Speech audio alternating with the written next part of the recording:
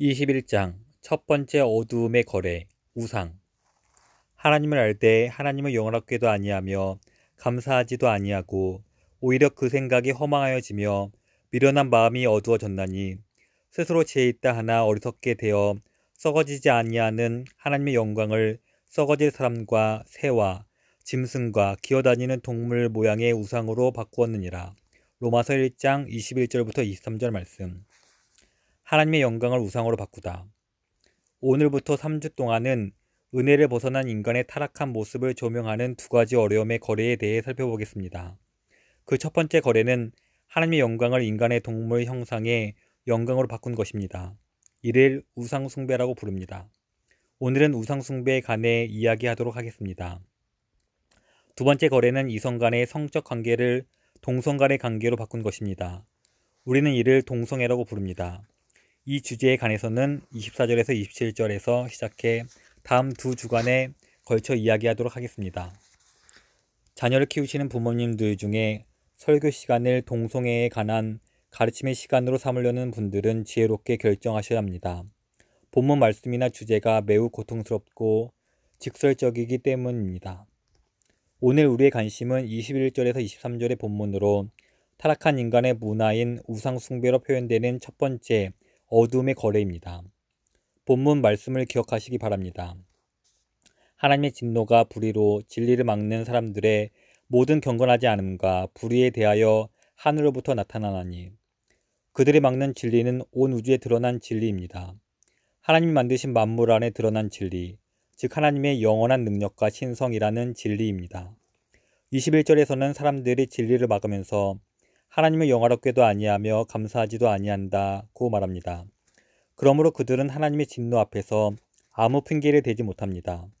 하나님의 진노는 정당합니다. 사람들 안에 하나님에 대한 지식이 있으면서도 그에 따라 살지 않기 때문입니다. 진리를 막는 것입니다. 오늘 본문을 토대로 조금 다르게 말한다면 사람들은 그들의 기쁨과 신뢰를 위해 허락된 하나님의 영광을 목도하고 알면서도 우상과 맞바꿉니다. 이건 역시 지난 두 번의 설교에서 살펴보았던 말씀처럼 하나님을 영화롭게 하지도 않고 감사하지 않는 진리에 대한 동일한 억압이요 동일한 실패인 것입니다. 따라서 오늘 저는 바울이 말하는 어두움의 거래에 주목하고자 합니다. 바울이 이것을 언급하는 이유는 우리의 지적인 관심을 자극하려는 것이 아니라 우리의 마음을 움직여서 우리가 있는 힘을 다해 거기서 벗어나고 끔찍한 우상숭배의 어둠에 갇힌 사람들도 거기서 빠져나오도록 돕기 위함입니다. 우상숭배는 원시 문화권에서 오늘날의 최첨단 문화권에 걸쳐 만연해 있습니다. 하나님을 비루한 우상과 바꾸다. 이번 본문에서는 우리가 반드시 살펴보아야 할 네 가지 사항이 있습니다. 하지만 먼저 23절에서 인간이 말 그대로 무엇을 바꾸었는지 보겠습니다. 썩어지지 아니하는 하나님의 영광을 썩어질 사람과 새와 짐승과 기어다니는 동물 모양의 우상으로 바꾸었느니라. 잘 기억하십시오. 인간은 하나님의 영광을 비루한 대체물과 바꾸었습니다. 이 내용 자체로 강조할 필요가 있습니다. 우리 베들레헴 교회에서는 하나님의 영광에 관해 참으로 많이 이야기합니다. 우리가 제일 선호하는 주제이지요. 하나님의 영광의 말로 성경과 온 우주에서 모든 것을 통합시키는 위대한 실체입니다. 모든 만물이 하나님의 영광에서 나와 하나님의 영광을 향해 흘러갑니다. 모든 만물이 하나님의 영광을 위해 존재합니다. 우주의 궁극적인 가치는 하나님의 영광이지 인간의 영혼이 아닙니다. 따라서 우리와 같은 교회가 본문과 같은 말씀을 분명하게 인식하는 것이 중요합니다. 그리하여 이 같은 주제와 강조점, 가치는 성경에 부과된 것이 아니라 성경에서 비롯된 것임을 깨달아야 합니다.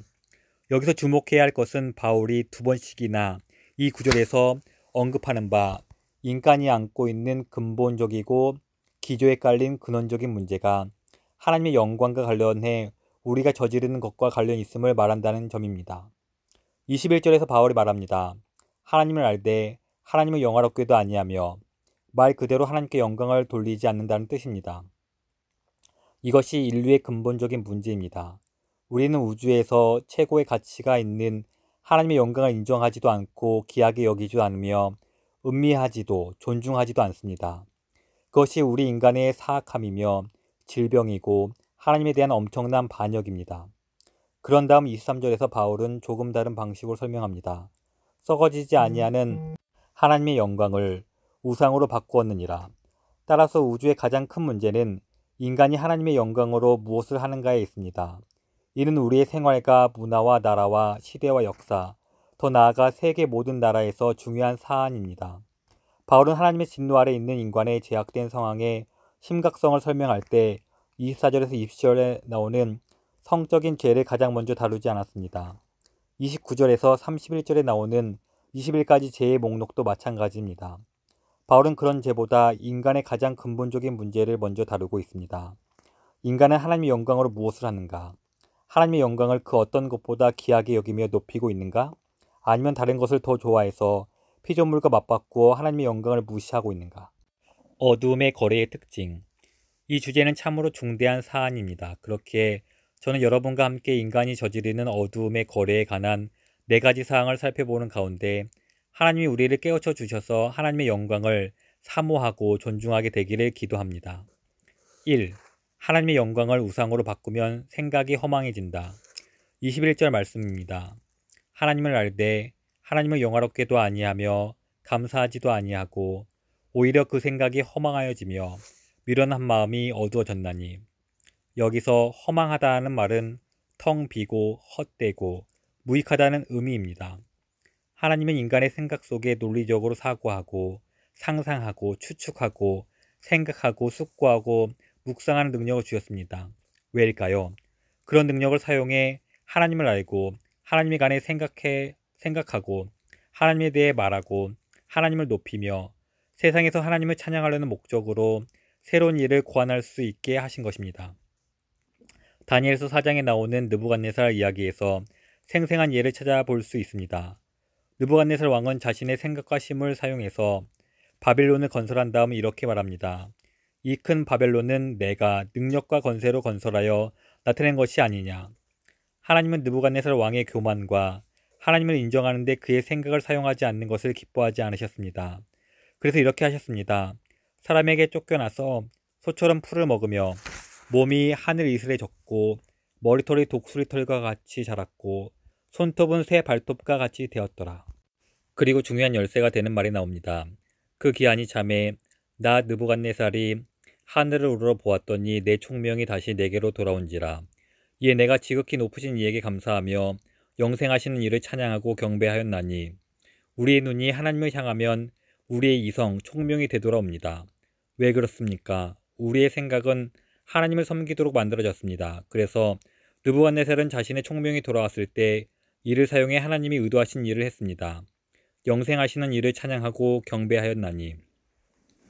이것이 바로 하나님께 영광을 돌리며 감사하지 않고 우상으로 바꿔버릴 때 인간의 모든 사고와 생각이 허망해진다고 하는 이유입니다.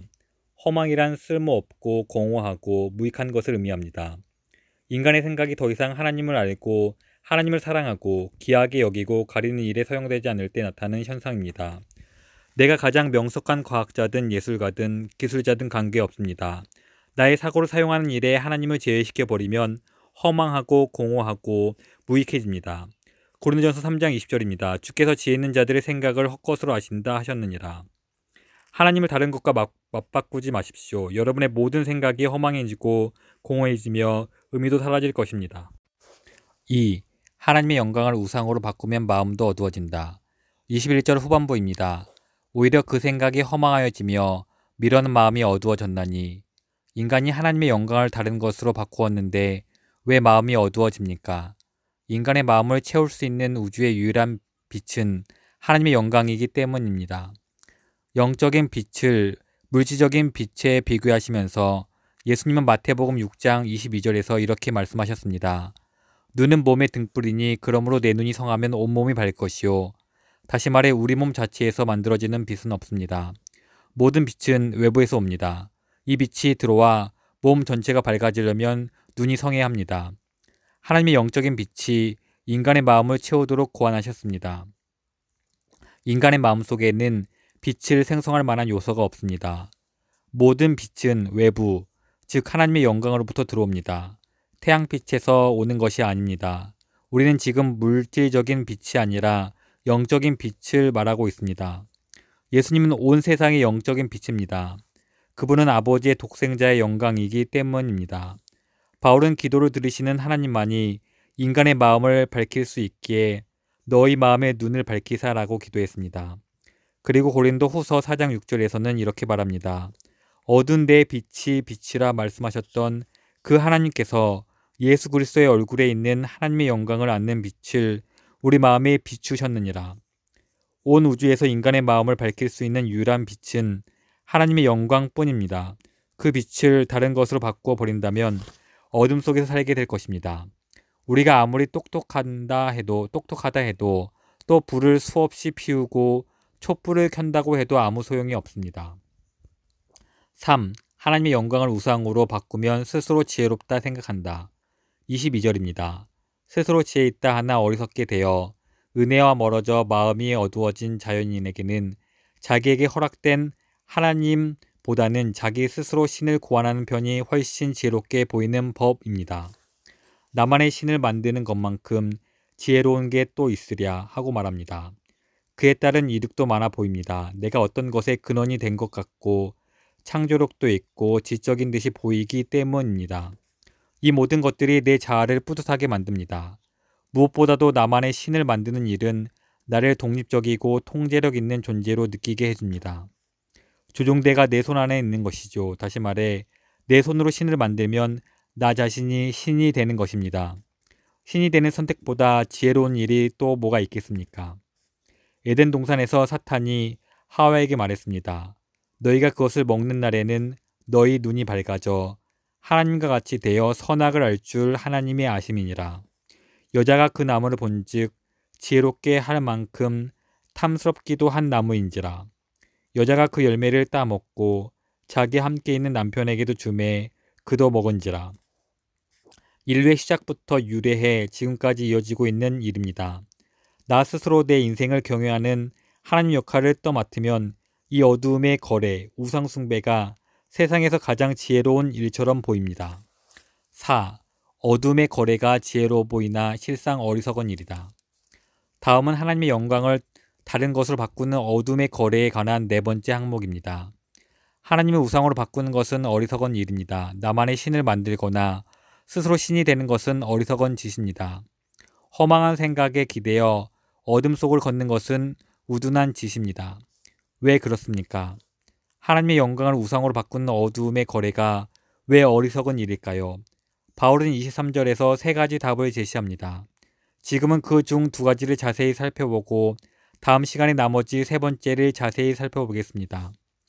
제가 기도하는 바는 이 말씀을 통해 여러분 속에 일어나는 어둠의 거래에 맞서 싸울 마음이 생기고 다른 사람들도 동일한 싸움을 싸우도록 돕게 되는 것입니다. 그것이 전도와 소그룹의 역할입니다. 4.1. 먼저 바울은 우리가 버리려고 하는 것과 대신 채우려고 하는 것들의 영원한 가치상의 차이를 강조하면서 어둠의 거래가 어리석다는 사실을 보여줍니다. 하나님의 영광은 영원한 가치가 있지만 우리가 그 대신 채우려 하는 것들은 상대적으로 매우 미약합니다. 바울이 어떤 식으로 보여주는지 살펴보겠습니다. 23절입니다. 어리석게 되어 썩어지지 아니하는 하나님의 영광을 썩어질 사람 모양의 우상으로 바꾸었느니라. 문자 그대로 이렇게 읽을 수 있습니다. 그들은 썩지 않는 하나님의 영광을 바꾸어 썩어질 사람 형상의 우상으로 바꾸었다. 주목해야 할 점은 이것입니다. 창세기 1장 27절에 따르면 인간은 하나님이 아니고 다만 하나님의 형상을 따라 만들어진 존재입니다. 그런데 인간은 하나님의 영광을 하나님의 형상과 바꾼 것이 아닙니다. 아니 그 정도가 아닙니다. 사람의 형상으로 바꾼 것도 아닙니다. 아니 정도를 넘습니다. 사람 모양의 우상으로 바꾸었으니 사람 자체가 우상입니다. 바울이 이런 식으로 단어를 나열하면서 무엇을 하고 있는지 보입니까? 그는 진짜와 가짜 사이에 무한한 가치 차이가 있음을 강조하고 있습니다. 마치 이렇게 말하고 있습니다. 당신들이 최고의 생각이라 판단해서 하나님의 영광을 사람의 형상으로 바꾼다지만 그것은 하나님을 우상의 우상으로 바꾸는 셈입니다. 진품 명품을 팔아 짝퉁을 사는 것입니다. 병들어 죽어가는 문화 속에서 살아가는 우리의 귀에 들리고 눈에 보이는 것은 자신들의 부끄러움에 대한 고백이 아니라 우상만이 전부다라는 자랑뿐입니다. 성경은 이와 반대로 말합니다. 하나님의 영광이 전부이며 하나님을 다른 것과 바꾸는 것은 우상의 우상을 얻으려고 세상의 가장 귀한 보물을 잃어버리는 것이라고 말입니다. 허망하고 어둡고 어리석은 짓입니다. 그런 자리에서 뛰쳐나가십시오. 그런 곳에 붙잡힌 사람들을 구해내십시오. 그것에 대해 말하는 것을 두려워하지 마십시오. 4.2. 두 번째로 바울은 하나님의 영광은 썩지 않으나 인간은 썩는다는 사실을 주목하면서 어둠의 거래가 어리석음을 보여줍니다. 23절입니다. 썩어지지 아니하는 하나님의 영광을 썩어질 사람과 새와 짐승과 기어다니는 동물 모양의 우상으로 바꾸었느니라. 썩는다는 말은 소멸한다는 의미입니다. 하나님은 영원히 존재하십니다. 하지만 인간은 어떻습니까? 이사야는 이렇게 말합니다. 이 백성은 실로 풀이로다. 풀은 마르고 꽃은 시드나 우리 하나님 말씀은 영원히 서리라 하라. 하나님보다 다른 것을 귀하게 여긴다면 우리의 인생이 진실로 다른 가치를 쫓아 살아가는 것이라면 그것은 소멸하지 않을 것을 소멸할 것으로 바꾼 셈이 됩니다. 귀한 다이아몬드를 냉장고 구석에 처박아 두었던 썩은 복숭아와 바꾸는 격입니다. 아름다운 루비를 햇빛에 물려진 바나나와 바꾸는 것입니다. 번쩍이는 금괴를 빗물에 녹슨 나사와 교환하는 셈입니다. 바울 사도와 함께 우리는 그 반대의 행동을 합시다. 그리스도를 얻기 위해 나머지 모든 것은 배설물로 여깁시다. 세상의 일을 어리석다 말하도록 내버려 둡시다. 사실이 아니기 때문입니다. 1867년에 미국의 국무장관이었던 윌리엄 스워드의 본을 따릅시다. 그는 미국이 러시아로부터 720만 달러의 알래스카를 구입하도록 주도한 인물입니다. 당시 얼마나 사람들의 조롱을 받았는지 모릅니다. 스워드의 바보짓이라는 소리까지 들었습니다. 720만 달러를 얼음덩어리에 바꾸었다고 말입니다. 그러나 지난 130년 동안 알래스카는 수백억 달러를 벌어들이는 미국의 자원덩어리가 되었습니다. 눈에 보이는 것이 전부가 아닙니다. 여러분에게 간곡히 부탁합니다. 여러분의 눈을 여십시오. 여러분의 하나님을 다른 어떤 것과도 바꾸지 마십시오. 다만 모든 것을 팔아 그분과 바꾸십시오.